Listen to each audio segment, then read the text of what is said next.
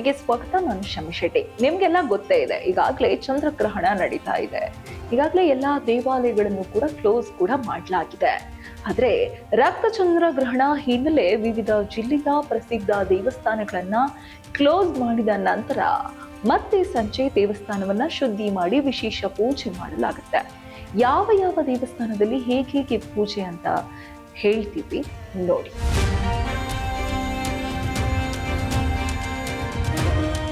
ಚಿಕ್ಕಮಗಳೂರು ಜಿಲ್ಲೆಯ ಕಳಸ ತಾಲೂಕಿನ ಭದ್ರಾ ನದಿ ತಟದ ಅನ್ನಪೂರ್ಣೇಶ್ವರಿ ದೇವಾಲಯದಲ್ಲಿ ಕೇತುಗ್ರಸ್ತ ಚಂದ್ರಗ್ರಹಣ ಹಿನ್ನೆಲೆಯಲ್ಲಿ ವಿಶೇಷ ವಿಧಿವಿಧಾನವನ್ನ ನಡೆಸಿದ್ದಾರೆ. ಗ್ರಹಣ ಆರಂಭದಿಂದ ಅಂತ್ಯದವರೆಗೂ 3.5 ಗಂಟೆಗಳ ಕಾಲ ನಿರಂತರ ಜಲಾಭಿಷೇಕ ಮಾಡಿದ್ದಾರೆ. ಅನ್ನಪೂರ್ಣೇಶ್ವರಿ ದೇವಿ ಹಾಗೂ ಉದ್ಭವ ಗಣಪತಿಗೆ ನಿರಂತರ ಜಲಾಭಿಷೇಕ ನಡೆದಿದ್ದು, ಮಧ್ಯಾಹ್ನ 12 ಗಂಟೆಗೆ ಮಹಾಮಂಗಳಾರತಿ, ರಾತ್ರಿ 9 ಗಂಟೆಗೆ ಮತ್ತೊಂದು ಮಹಾಮಂಗಳಾರತಿ ನೆರವೇರಿಸಲಾಗುವುದು. ಈ ಅವಧಿಯಲ್ಲಿ ಭಕ್ತರಿಗೆ ಪ್ರವೇಶವಿಲ್ಲ. ಪ್ರಸಾದ ಹಾಗೂ ಪೂಜೆ ಸ್ಥಗಿತಗೊಂಡಿತ್ತು. ಸಂಜೆ 7 ಗಂಟೆಗೆ ಭಕ್ತರಿಗೆ ಮತ್ತೆ ದರ್ಶನ, ಪೂಜೆ ಮತ್ತು ಪ್ರಸಾದಕ್ಕೆ ಅವಕಾಶ ಮಾಡಲಾಗಿತ್ತು. ಇನ್ನು ಚಿತ್ರದುರ್ಗ ಜಿಲ್ಲೆಯ ಹೊಳಲ್ಕೆರೆ ತಾಲೂಕಿನ ಹೆಚ್ಡಿಪುರ ಗ್ರಾಮದಲ್ಲಿ ಕೇತುಗ್ರಸ್ತ ಚಂದ್ರಗ್ರಹಣ ಹಿನ್ನೆಲೆಯಲ್ಲಿ ಲಕ್ಷ್ಮೀ ನರಸಿಂಹಸ್ವಾಮಿ ಬ್ರಹ್ಮರಥೋತ್ಸವ ವಿಶೇಷವಾಗಿ ನೆರವೇರಿತು. ಮಧ್ಯಾಹ್ನ 12:27ಕ್ಕೆ ಸಾವಿರಾರು ಭಕ್ತರ ಸಮ್ಮುಖದಲ್ಲಿ ಸಕಲ ವಿಧಿವಿಧಾನಗಳ ಜೊತೆಗೆ ರಥೋತ್ಸವ ನಡೆಯಿತು. ಪ್ರತಿ ವರ್ಷದಂತೆ ಸಂಜೆ 4 ಗಂಟೆಗೆ ನಡೆಯಬೇಕಿದ್ದ ರಥೋತ್ಸವ ಗ್ರಹಣ ಹಿನ್ನೆಲೆ 4 ಗಂಟೆ ಮುಂಚಿತವಾಗಿಯೇ ನೆರವೇರಿಸಲಾಯಿತು. ಮಧ್ಯಾಹ್ನ 1:30ಕ್ಕೆ ದೇವಸ್ಥಾನದ ಬಾಗಿಲು ಬಂದ್ ಮಾಡಲಾಯಿತು.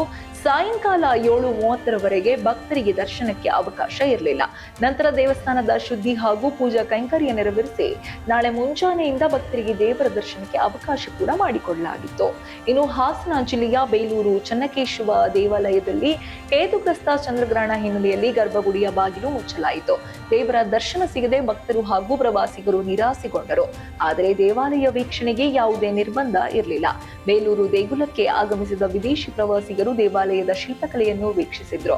ಗರ್ಭಗುಡಿ ಬಾಗಿಲು ಸಂಜೆ 4 ಗಂಟೆಗೆ ಮುಚ್ಚಲಾಗಿತ್ತು. ನಂತರ ಮತ್ತೆ ತೆರೆದು ಪೂಜೆ, ಅಭಿಷೇಕ, ಅರ್ಚನೆ ಹಾಗೂ ಪುಣ್ಯ ಸೇವೆ ನೆರವೇರಿಸಲಾಯಿತು. ರಾತ್ರಿ ಗರ್ಭಗುಡಿ ಬಾಗಿಲು ಮತ್ತೆ ಮುಚ್ಚಲಿದ್ದು, ನಾಳೆಯಿಂದ ಚೆನ್ನಕೇಶವ ಸ್ವಾಮಿ ದರ್ಶನಕ್ಕೆ ಭಕ್ತರಿಗೆ ಅವಕಾಶ ಮತ್ತೆ ನೀಡಲಾಗುತ್ತದೆ.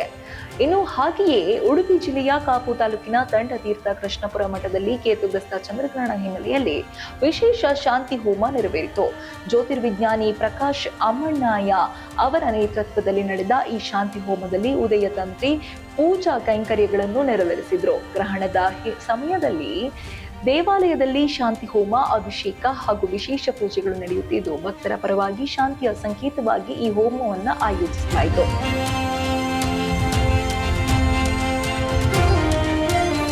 ಇನ್ನು ಬೆಂಗಳೂರಿನ ಹಲವಾರು ದೇವಸ್ಥಾನಗಳು ಗ್ರಹಣ ಸಮಯದಲ್ಲಿ ಕ್ಲೋಸ್ ಮಾಡಿ ತದನಂತರ ಸಂಜೆ 7:30 ನಂತರ ದೇವಾಲಯದ ದರ್ಶನಕ್ಕೂ ಕೂಡ ಅವಕಾಶ ಮಾಡಿಕೊಡಲಾಯಿತು.